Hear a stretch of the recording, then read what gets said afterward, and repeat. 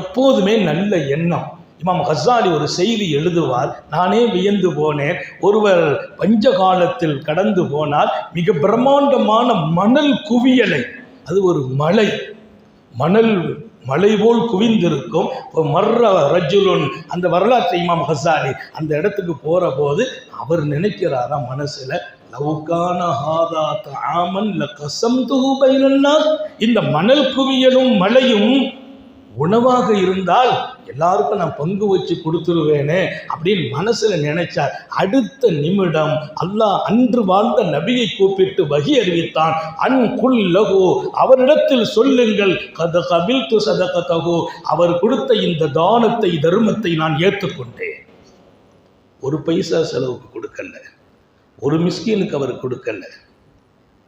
அவர் உள்ளத்தில் வந்த அந்த எண்ணம், பஞ்சத்திலும் பசியிலும் மக்கள் வாடி வதங்கி போயிருக்கும் இந்த காலம், இந்த மலைகள் எல்லாம் உணவாக இருந்தால் லகஸம்துஹு பைனன்னாஸ், எல்லாருக்கும் பிரித்து கொடுத்துருவேன்னு நினைச்சார். அந்த எண்ணம் அந்த மலையே மண்ணையே உணவாக்கி அவர் கொடுத்ததா எழுதிட்டேன்.